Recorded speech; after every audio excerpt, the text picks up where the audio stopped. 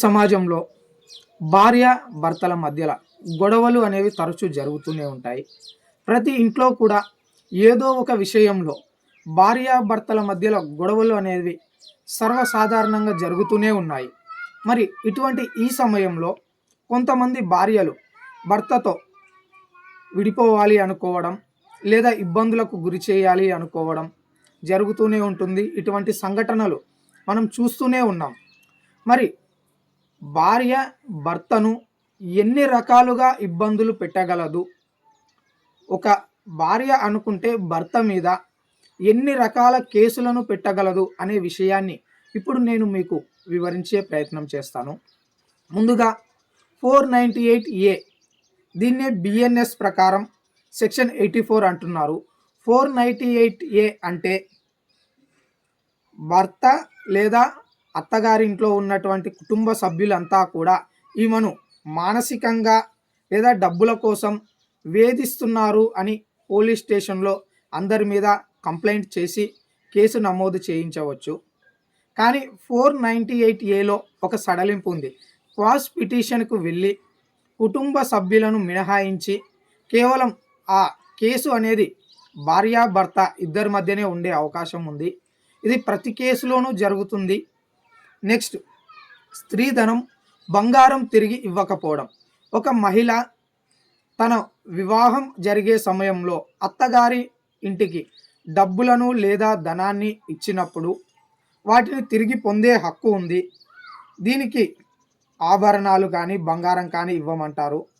IPC ప్రకారం 406, అదే కొత్తగా వచ్చిన బిఎన్ఎస్ చట్టాల ప్రకారం అయితే సెక్షన్ 316 దీనికి అమలవుతుంది. ఇది ఒకటి. నెక్స్ట్, డొమెస్టిక్ వైలెన్స్ కేస్, గృహహింస. ఇదైతే మారలేదు. ఇది క్రిమినల్ కేసు కాదు, కానీ సివిల్ రక్షణ చట్టం.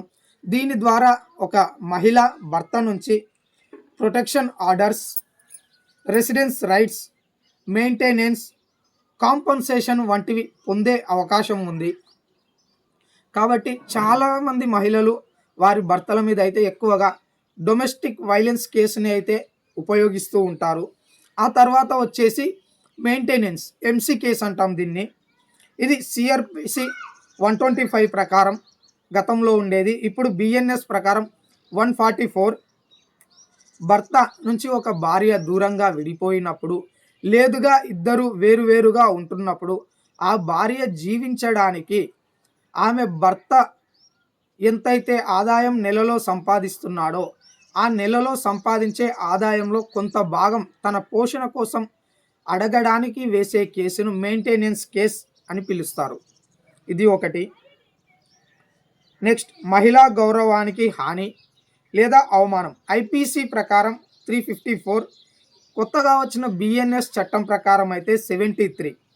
అసభ్య ప్రవర్తన కానీ, భర్త భార్యతో అసభ్యంగా ప్రవర్తించడం, శారీరకంగా అవమానించడం, ఇష్టం లేకుండా తాకడం, హింసించడం వంటి వాటిని ఈ సెక్షన్లో ఉపయోగించడం అనేది జరుగుతుంది.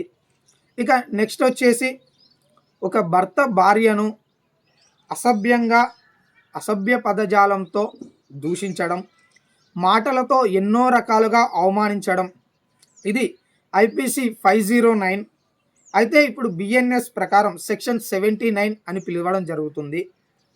నెక్స్ట్ వచ్చేసి చివరిగా ఒక భార్య భర్త ఇద్దరి మధ్యలో ఉండే ప్రాబ్లమ్స్ కానీ, లేదా ఇద్దరి మధ్య ఉండే ఆ ఈగో ప్రాబ్లం వల్ల కానీ, లేదా భార్య ప్రవర్తన భర్తకు నచ్చకపోవడం, భర్త ప్రవర్తన భార్యకి నచ్చకపోవడం వంటి కారణాలతో వారైతే డైవర్స్, విడాకులు అనేది తీసుకోవడం చాలా కేసుల్లో చాలా చోట్ల మనం చూస్తూనే ఉంటాం. మరి ఈ విడాకులు అనేటివి హిందూ మ్యారేజ్ యాక్ట్ ప్రకారం ఒక విధంగా ఉంటాయి. ముస్లిం లా, అదేవిధంగా క్రిస్టియన్ లా ప్రకారం ఏ సామాజిక వర్గానికి చెందినవారు, ఇప్పుడు హిందువులు వారి సాంప్రదాయం ప్రకారం, ముస్లింలు వారి సాంప్రదాయం ప్రకారం, క్రిస్టియన్స్ వారికి నచ్చిన విధంగా వివాహాలను ఏ విధంగా చేసుకుంటారో ఆ వివాహ చట్టం ప్రకారమే వారికి విడాకులు అనేవి అయితే మంజూరు చేయడం జరుగుతుంది. డైవర్స్ హిందూ మ్యారేజ్ యాక్ట్ ప్రకారం సెక్షన్ 13 అయితే అమలవుతుంది. Judicial separation Hindu marriage act section 10 అయితే ఇందులో అమలు అవుతుంది. అదేవిధంగా ఒకవేళ కొన్ని సందర్భాల్లో ఆర్సిఆర్ అంటే భార్య విడాకులు ఇవ్వాలనుకున్న భర్త భార్యని తాను భార్యతో జీవితం కొనసాగించడానికి సిద్ధంగా ఉన్నానని, తనకు విడాకులు ఇష్టం లేదని, తనని కాపురానికి రమ్మని, కాంజుగల్ రైట్స్ దీనినే మనం ఆర్సిఆర్ అని కూడా పిలుస్తాము. సెక్షన్ 9 ప్రకారం అయితే ఇది అమలవుతుంది. ఆ తర్వాత వచ్చేసి డౌరీ ప్రొహిబిషనరీ యాక్ట్, దహాజ్ డిమాండ్ లేదా వేధింపులు చేయడం వంటి వాటిల్లో ఈ చట్టాన్ని అయితే వినియోగించడం జరుగుతుంది.